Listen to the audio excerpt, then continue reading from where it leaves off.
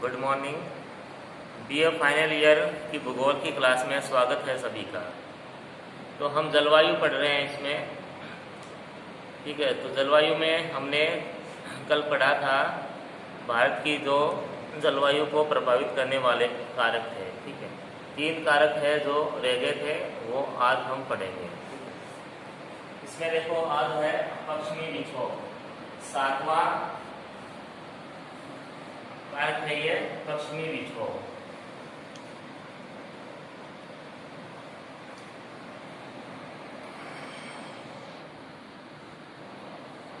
ठीक है, अब देखो पश्चिमी विक्षोभ को क्या कहते हैं। पश्चिमी विक्षोभ देखो आता है शीत ऋतु में, एक तो शीत ऋतु में, ठीक है। और कहाँ से आता है? भूमध्य सागर से। भूमध्य सागर से, भूमध्य सागर से जो चक्रवात होते हैं, ठीक है, उनके द्वारा यह पश्चिमी विक्षोभ भारत में प्रवेश करता है। देखो प्रवेश कहाँ से करेगा? उत्तर पश्चिम दिशा से।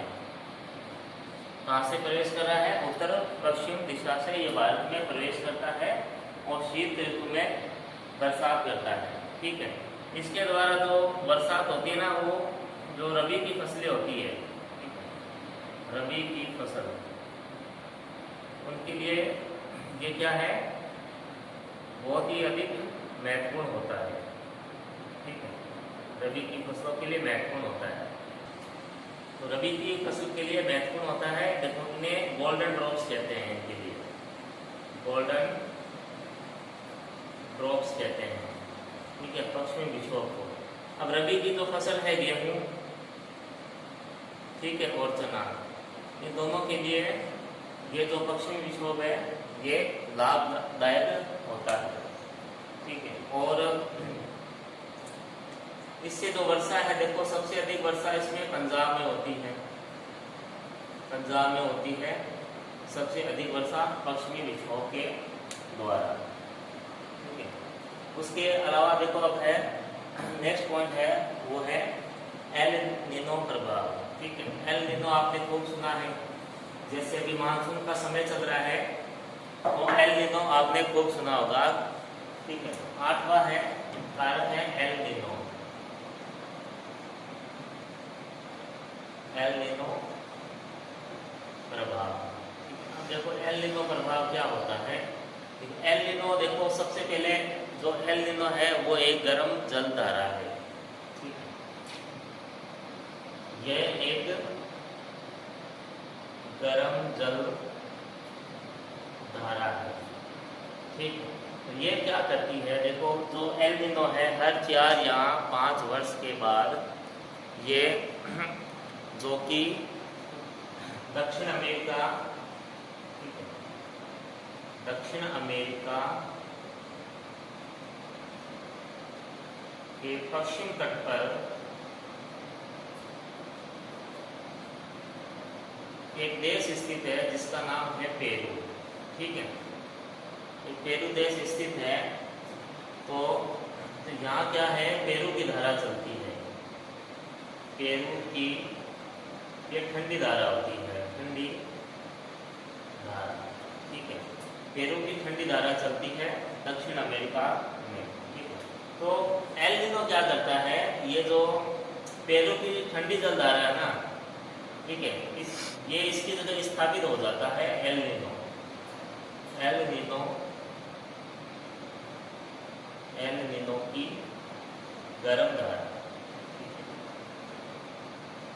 एल नीनो की गर्म धारा क्या होती है? जो पेरू की धारा पे स्थापित हो जाती है, ये जो पेरू की धारा है वो समाप्त कर देती है। ये जो एल नीनो की गर्म जो धारा है ये 4 या 5 वर्षों से स्थापित हो जाती है। अब जब एल नीनो की स्थापित होने से देखो क्या होता है, ये महासागर कौन सा हो गया? ये महासागर हो गया, देखो प्रशांत महासागर। ये जो क्रिया होती है वो प्रशांत महासागर में होती है, ठीक है। अब फिर देखो यहाँ क्या होता है? ये गर्म जल धारा है, तो यहाँ क्या होता है? तापमान बढ़ जाता है। ठीक है, तो ये जल धारा के कारण यहाँ तापमान भी बढ़ जाता है। ठीक है, एक देखो तापमान और वायु दाब, इसका बता रहा हूँ। देखो तापमान जो होता है ना, देखो तापमान और वायु दाब दोनों एक दूसरे के अपोजिट होते हैं, विपरीत होते हैं। ठीक है, अगर तापमान अधिक है तो वायु दाब क्या होगा, कम होगा। ठीक है, अगर तापमान कम है तो वायु दाब क्या होगा, अधिक होगा। ठीक है, ये दोनों एक दूसरे के अपोजिट होते हैं। वायु दाब क्या होता है, वायु दाब प्रेशर होता है, हवा का प्रेशर होता है। ठीक, वो पृथ्वी पे पड़ता है या हमारे ऊपर ये प्रेशर पड़ता है। ठीक है, इसको आगे और थोड़ा विस्तार से बताऊंगा, जब हम शीत ऋतु हम करेंगे उसमें और बताऊंगा। यहाँ क्या है, तापमान बढ़ गया। ठीक है, तापमान बढ़ गया यानी वायु दाब यहाँ क्या है, कम हो गया। वायु दाब कम हो गया है। ठीक है, अब देखो जो वायु है वो किस तरह से प्रवाहित होती है। ठीक है, देखो वायु जो है उच्च वायु दाब से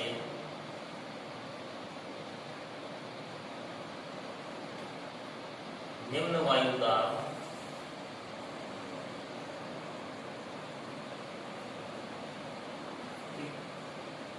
की ओर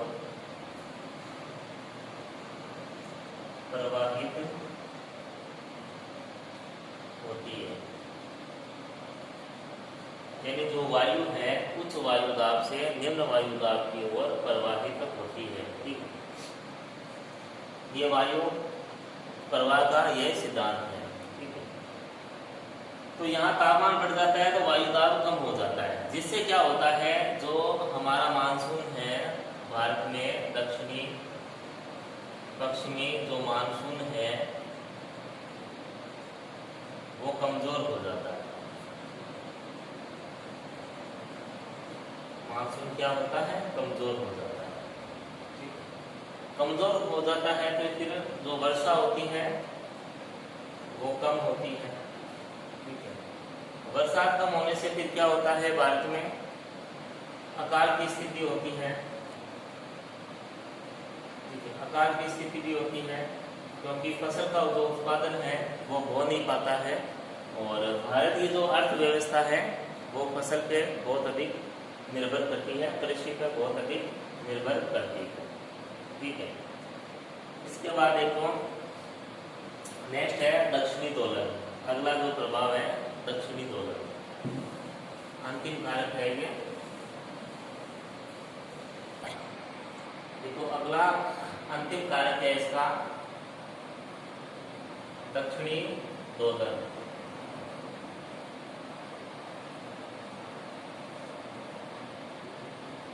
दक्षिणी दोलन क्या है, ये देखो मौसम विज्ञान से संबंधित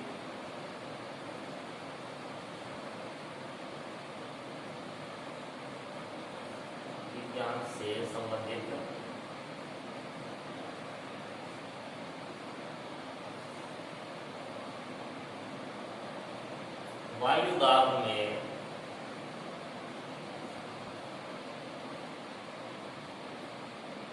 होने वाला परिवर्तन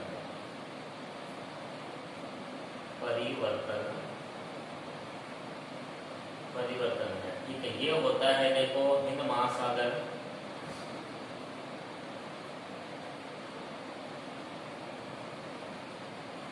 और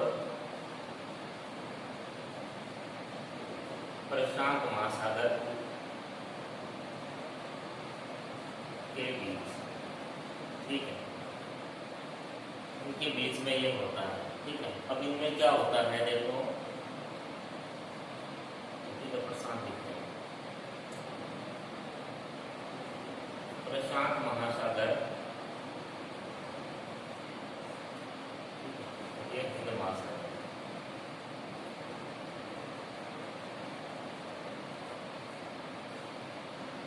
ये क्या कह रहा है, वायु दाब में होने वाला परिवर्तन है। ठीक है, अगर देखो वायु दाब प्रशांत महासागर में अधिक है तो हिंद महासागर में कम होगा। अगर वायु दाब प्रशांत महासागर में कम है तो हिंद महासागर में अधिक होगा। ठीक है, ये बात ये बता रहा है। अब तो ये मतलब क्या बता रहा है, जैसे मैंने आपको कहा जो वायु होती है, ठीक है, उच्च वायु दाब से निम्न वायु दाब की ओर चलती है। ठीक है, यहाँ वायु दाब क्या है, ठीक है, ये वायु दाब है। ठीक है, वायु दाब, ये वायु दाब है और ये भी क्या है, वायु दाब है। दोनों महासागरों का वायु दाब है। तो वायु दाब अगर प्रशांत महासागर में अधिक है तो हवाएं कैसे चलेगी, अधिक से कम की ओर चलेगी। जो हवा का जो प्रवाह होगा इस तरीके से होगा। ठीक है, अधिक से कम की ओर। अगर जैसे अब देखो हिंद महासागर में वायु दाब क्या है, अधिक है, और प्रशांत महासागर में वायु दाब कम है, तो हवाएं अधिक से कम की ओर चलेगी वायु दाब। इस तरह से जो हवाएं हैं वो प्रवाहित होती है। ठीक है, अब ये तो देखो इसको मानसून से जोड़ के देखा जाता है। जब भी प्रशांत महासागर में वायु दाब अधिक होगा, ठीक है, तो जो दक्षिणी पश्चिमी मानसून है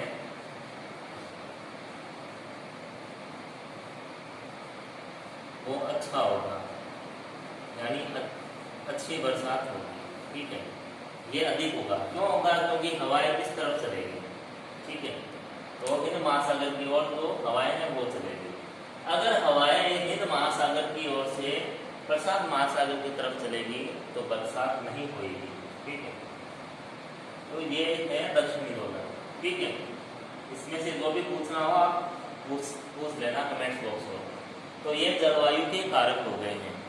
अब हम नेक्स्ट लेंगे भारत की ऋतुएं। ठीक है, तो भारत की जो ऋतुएं हैं देखो उनको 4 भागों में बांट रखा है।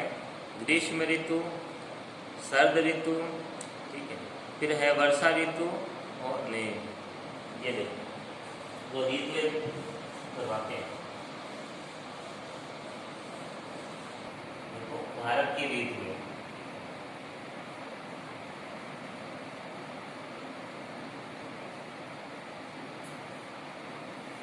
तो भारत को देखो 4 ऋतुओं में बांटा है।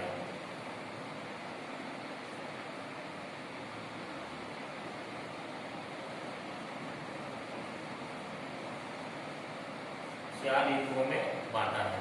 ठीक, देखो पहली ऋतु है शीत ऋतु, सेकेंड है ग्रीष्म ऋतु,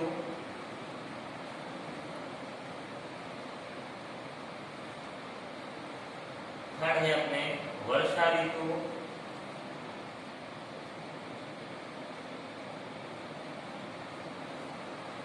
चौथी और अंतिम ऋतु है शरद ऋतु। शरद ऋतु, ठीक है। देखो आपके जो देखो अलग अलग उसमें जो ऋतुएं हैं वो अलग अलग तरीके से बता रखी है, तो इसमें कोई दिक्कत नहीं है। मैं जो करवा रहा हूँ वो एकदम आसान लैंग्वेज में है, एकदम इजी है। ठीक है, क्योंकि आपको जो बुक प्रोवाइड करवाई गई है ना, जो चतुर्भुज मौर्य की, उसमें थोड़ा अलग दे रखा है।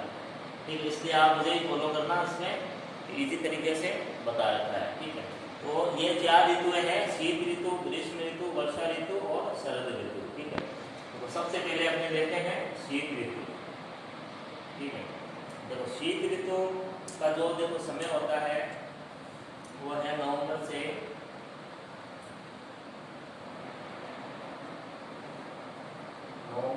मार्च तक का होता है। नवंबर से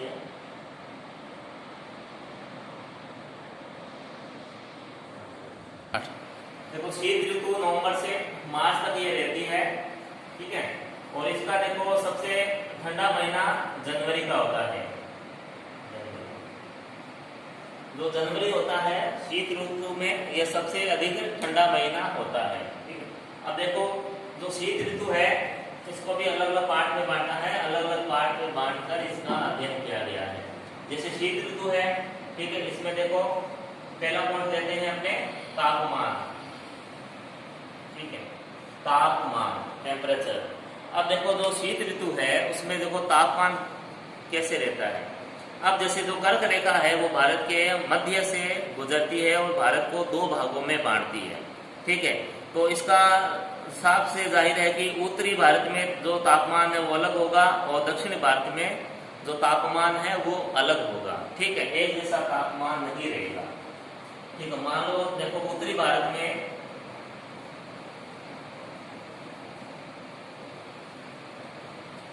जो तापमान है, औसत तापमान है, एवरेज है, ये 12 डिग्री सेल्सियस से 17 डिग्री सेल्सियस तक रहता है, ठीक है, ये मान ये होता है। और जबकि देखो दक्षिणी भारत में जो तापमान है वो एवरेज रहेगा लगभग 25 डिग्री सेल्सियस, ठीक है। अंतर आ गया, तो बहुत ज्यादा अंतर आ गया। फिर इसके अंदर भी देखो तिरुवनंतपुरम, ठीक है, केरल की राजधानी है तिरुवनंतपुरम। यहाँ देखो तापमान मिलेगा आपको लगभग 31 डिग्री सेल्सियस, ठीक है, ये तापमान है। क्यों है, देखो दक्षिण भारत में मैंने बताया था ये यहाँ शीत ऋतु नहीं होती है, क्योंकि जो समुद्री प्रभाव होता है यहाँ पर, समुद्री प्रभाव, ठीक है, यहाँ जो मौसम होता है, जो ऋतु होती है वो सम ऋतु होती है, सम ऋतु। यहाँ जो जलवायु है या मौसम है उसका प्रभाव इतना अधिक नहीं होता है समुद्र तट के क्षेत्रों में, ठीक है। वो शीत ऋतु है, तापमान उत्तरी भारत में, ठीक है, 12 से 17 डिग्री सेल्सियस रहता है, ठीक है। कई बार तापमान के कारण यहाँ कोहरा भी पड़ता है, कोहरा हो गया, पाला हो गया, ठीक है।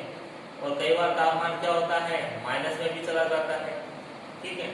तो कई उत्तरी भारत में मतलब मौसम के कई रूप हमें देखने को मिलते हैं, जबकि दक्षिण भारत में ये चीज नहीं होती है, ठीक है। क्यों नहीं होती, क्योंकि जो दक्षिणी भारत है वो कर्क रेखा इसको दो भागों में बांटती है और ये जो भाग है विषुवत रेखा के अधिक पास में पड़ता है। और जो विषुवत रेखा है, देखो विषुवत रेखा या भूमध्य रेखा, वहां केवल इस रेखा के आसपास है, वहां केवल ये ग्रीष्म ऋतु ही होती है, ठीक है। ये जो क्षेत्र है उष्ण क्षेत्र है, ठीक है, ये इसके अधिक पास में पड़ता है, ठीक है।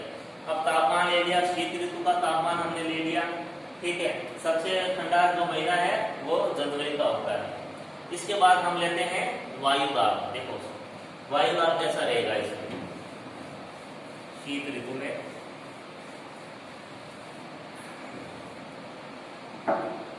सेकेंड पॉइंट वायु दाब। वायु दाब एयर प्रेशर। वायु दाब देखो, वायु दाब का मैंने आपको बताया था, देखो तापमान, ये भी देखो तापमान पर है, ठीक है, तापमान। अब तापमान क्या है, देखो भारत में तापमान इस समय क्या है, कम है, ठीक है, तापमान कम, तो वायु दाब क्या होगा, वायु दाब अधिक होगा, अपोजिट होते हैं इसके, ठीक है। वायु दाब क्या हो गया, अधिक हो गया, ठीक। तापमान ज्यादा तो वायु दाब कम हो गया, ठीक है, ये होता है। और जो वायु दाब है वो समुद्र पे सबसे अधिक होता है। जो उस समुद्र में जो वायु दाब होता है वो देखो 1013 मिलीबार होता है, ठीक है, 1013 मिलीबार, ये देखो औसत वायु दाब होता है, ठीक है, जो समुद्र पर ज्ञात किया जाता है। मिलीबार इसकी इकाई है, मिलीबार इसकी इकाई है और बैरोमीटर के द्वारा इसे मापा जाता है। बैरोमीटर से वायु दाब की गणना की जाती है, ठीक है। इसमें देखो वायु दाब का थोड़ा आपको बता देता हूँ। जब देखो जब फर्स्ट ईयर की क्लासेस शुरू हो जाए ना फिजिकल जियोग्राफी, मेरे वो वीडियो भी आप देखना। जो फिजिकल जियोग्राफी है वो जियोग्राफी का आधार है, ठीक है, उसी से बेस तैयार होता है। अब देखो वायु दाब का देखो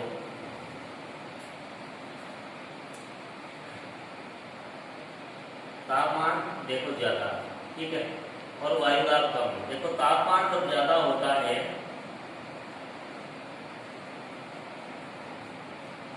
तो वायु क्या है, गर्म होती है, ठीक है। ये देखो, ये तापमान ज़्यादा होने से वायु क्या है, गर्म होती है, ठीक है। गर्म होके वक्त वायु क्या है, फैलती है, सॉरी हल्की होती है। गर्म होते वायु क्या होती है, हल्की हो जाती है, हल्की होती है। हल्की होती वायु क्या है, फैलती है। फैलने का मतलब है, देखो वायु क्या है, ऊपर उठेगी, गर्म होती है, हल्की हो जाएगी, ऊपर उठेगी। अब ऊपर क्यों उठती है वायु, वायु गर्म होने से क्या है, फैलती है। फैलने से क्या, उसके जो वायु के कण होते हैं वो अलग अलग हो जाते हैं, ठीक, असंगठित नहीं रहते। तो जैसे वायु है वो फैल गई, ऊपर चली गई, तो यहाँ क्या हो गया, वायु दाब कम हो गया, ठीक है। वायु दाब कम क्यों हो गया, क्योंकि यहाँ जो वायु थी वो अब यहाँ नहीं है, वो गर्म होकर फैलकर ऊपर चली गई है। तो वहाँ क्या है, वायु दाब कम हो गया, यहाँ अब वायु नहीं है, ठीक है। फिर क्या होता है, इसी स्थान पर उच्च वायु दाब होता है, उच्च वायु दाब, ठीक है। उच्च वायु दाब का मतलब क्या हो गया, तापमान यहाँ कम हो गया, तापमान कम, ठीक है। अब तापमान कम हुआ है यहाँ, ठीक है, वायु दाब उच्च है। जब वायु, जैसे यहाँ अब वायु की कमी होगी, तो ठीक है, फिर वायु क्या करेगी, उच्च वायु दाब से निम्न वायु दाब की ओर चलेगी, ठीक है। तो यहाँ क्या है, तापमान कम होने की वजह से यहाँ जो वायु है वो ठंडी होगी। ठंडी वायु क्या होती है, भारी होती है, ठीक है। तो ठंडी वायु है वो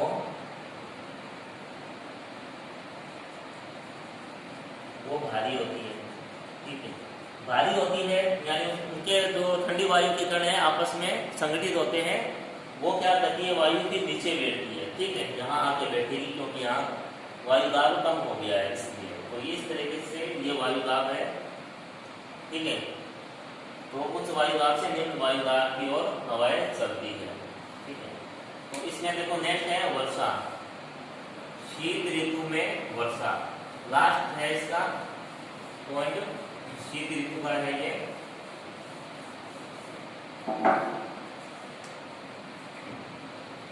थर्ड और अंतिम पॉइंट है वर्षा। देखो शीत ऋतु में वर्षा, अब शीत ऋतु में क्या है, भारत में वर्षा नहीं होती है, ठीक है। अब वर्षा क्यों नहीं होती है, जैसे मैंने कल आपको बताया था, जो देखो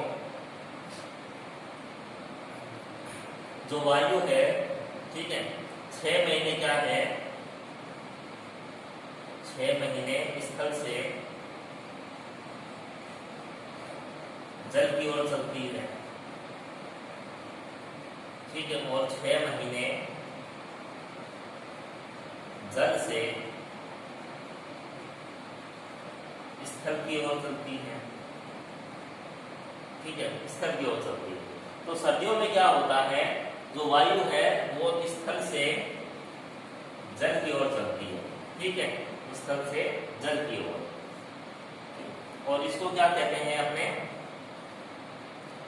उत्तरी पूर्वी मानसून कहते हैं इसको, ठीक है, उत्तरी पूर्वी मानसून इसे कहते हैं। इसमें देखो उत्तरी पूर्वी मानसून है जो है ये उत्तर पूर्व से, देखो हवा की दिशा क्या होती है, ये उत्तर पूर्व से दक्षिण पश्चिम होती है, ठीक है, और दक्षिण पश्चिम में अपने क्या है, समुद्र है, यानी, और उत्तर पूर्व में स्थल है, यानी स्थल से समुद्र की ओर हवा चलती है। तो अब स्थल से समुद्र की ओर जब हवा चलती है, तो जो हवा चल रही है इसको नमी नहीं मिलती, ठीक है, कहीं से भी इसे वाष्प नहीं मिलता है ताकि बरसात कर सके, इसलिए सर्दियों में बरसात नहीं होती है उत्तरी भारत में, ठीक है। अब देखो बरसात क्या, कैसे यहाँ बरसात होती है शीत ऋतु में केवल दक्षिण भारत में, बरसात कहाँ होती है, दक्षिण भारत में, ठीक है। अब देखो दक्षिण भारत में क्यों होती है, देखो उत्तरी पूर्वी मानसूनी जो हवाएं हैं, उत्तरी पूर्वी मानसूनी हवाएं हैं, जब पश्चिमी बंगाल से निकलती है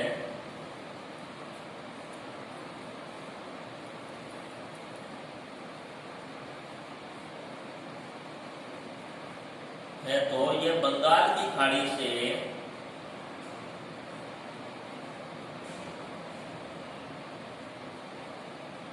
नमी ग्रहण कर लेती है, नमी ग्रहण करती है। ठीक है, और तो कोई मतलब जलीय भाग है नहीं। तो जब ये पश्चिम बंगाल में पहुंचती है, इससे बाहर निकलती है पश्चिम बंगाल से, ठीक है, तो बंगाल की खाड़ी से ये जो उत्तर पूर्वी मानसूनी हवाएं हैं जल ग्रहण कर लेती है। जब ये जल ग्रहण कर लेती है तो तब देखो, जैसे आपको बताया था कि तमिलनाडु में देखो सर्दियों में बरसात होती है, तमिलनाडु, आंध्र प्रदेश,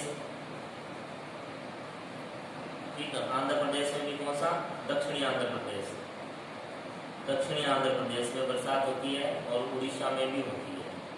ठीक है, केवल थोड़ी बहुत जो बरसात होती है वो देखो केरल में भी हो जाती है। ठीक है, केरल में होती है, मैंने कहा था ना, जो कावेरी नदी है। ठीक है, गर्मी और सर्दी दोनों समय बरसात का पानी से मिलता है, इसलिए जो कावेरी नदी है वो 12 मास बहने वाली नदी है दक्षिण भारत की। ठीक है, तो केरल में बरसात हो जाती है, तमिलनाडु में हो जाती है, और तमिलनाडु में खासकर कहाँ होती है, कोरोमंडल तट पर, कोरोमंडल तट पर। ठीक है, तो इस तरीके से जो उत्तरी पूर्वी जो मानसून है उसके द्वारा जो वर्षा होती है वो केवल दक्षिणी भारत में बरसात होती है। ठीक है, इसके अलावा अब देखो आप, जैसे पहले बताया था मैंने आपको पश्चिमी विक्षोभ, तो पश्चिमी विक्षोभ भी तो आता है ना भारत में, शीतकाल में पश्चिमी विक्षोभ भी आता है। ठीक है, पश्चिमी विक्षोभ,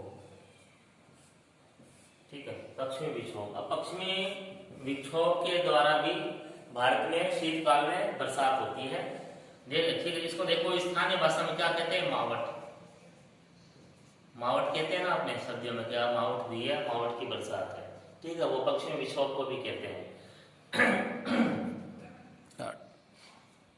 देखो जो पश्चिमी विक्षोभ है वो आता है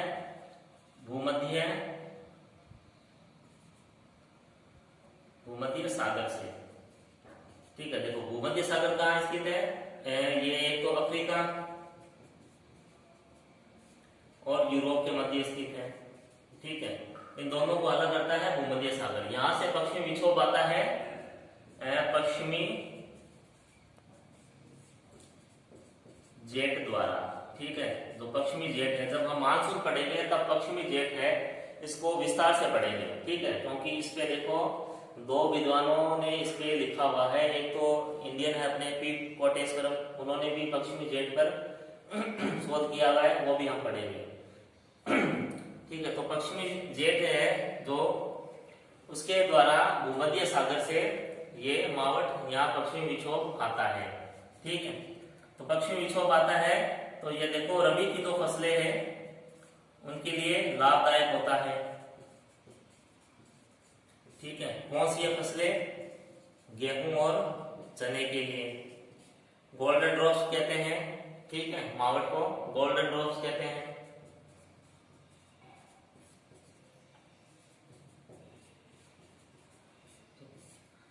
उसके अलावा इसमें देखो पश्चिमी विक्षोभ हो गया, तो पंजाब में इसमें सबसे अधिक बरसात होती है इससे, पंजाब में। ठीक है, पंजाब में हो गया, हरियाणा हो गया, एमपी हो गया, और कुछ बरसात हमारे राजस्थान में भी होती है। और राजस्थान में देखो पश्चिमी विक्षोभ से सबसे अधिक वर्षा बीकानेर में होती है। ठीक है, पश्चिमी विक्षोभ से सबसे अधिक वर्षा राजस्थान में बीकानेर में होती है और भारत में पंजाब में होती है। ठीक, यह पश्चिमी विक्षोभ हो गया। शीत ऋतु हो गई, शीत ऋतु में वर्षा होगी। ठीक है, यह कंप्लीट हो गया। ठीक है, इसको अच्छे से आप पढ़ना। ठीक है, कल अपने जो बाकी ऋतुएं हैं नेक्स्ट वीडियो में वो करेंगे। ग्रीष्म ऋतु है, ठीक है, और वर्षा ऋतु है, शरद ऋतु है, ये जो ऋतुएं हैं ये हम कर लेंगे। ठीक है, तब तक घर पे रहे, स्वस्थ रहे और पढ़ते रहे। धन्यवाद।